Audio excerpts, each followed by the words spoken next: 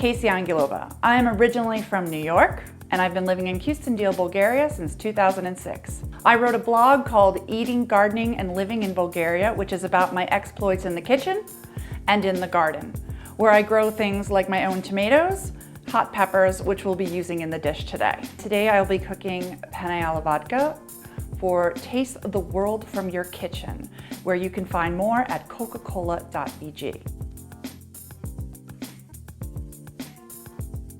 So the first step is to chop the bacon or pancetta.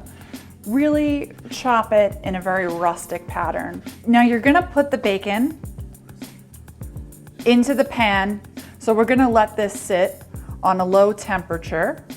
So now we're gonna chop the onions and the garlic. Now you can tear the basil or you can slice it into little slivers. Once the bacon starts to get crisp and starts to release the oil, now you're ready to throw in the onions. Feel free to put in a little bit of olive oil to help saute everything. And then once the onions reach the point where they're translucent and soft, we're gonna add the garlic.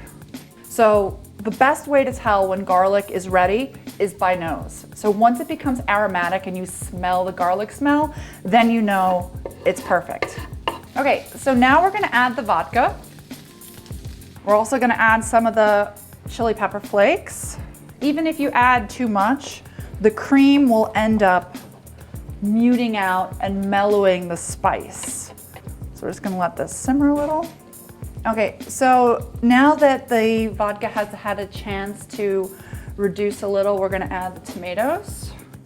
All right, we're gonna let these cook a little bit.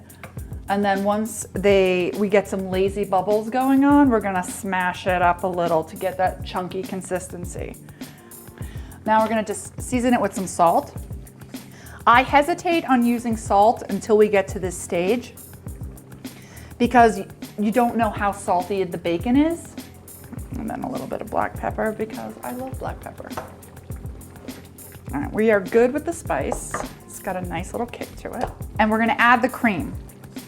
You wanna add the basil when it's off the heat because basil's delicate and you don't wanna overcook it. You kinda just wanna use the basil to infuse the sauce. And now we're gonna add the pasta that we've already cooked. And we're gonna give it a really good stir. We wanna make sure that all the sauce gets into the nooks and crannies. So I started making penne alla vodka when I moved to Bulgaria because it was something that I missed from home. Growing up in New York, I'm from Brooklyn originally, but I've lived in Queens and I have family from all over the 5 boroughs.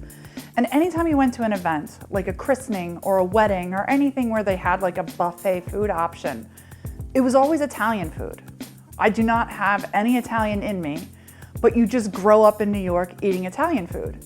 And so penne alla vodka was one of those dishes that you could find in pretty much any party or event that you went to. My aunt, who was married to an Italian guy for the longest time, was like, oh my God, Casey, this is delicious. So everyone in my family really likes penne alla vodka, regardless of whether we have any Italian roots or not. But it's just something that has always resonated with me.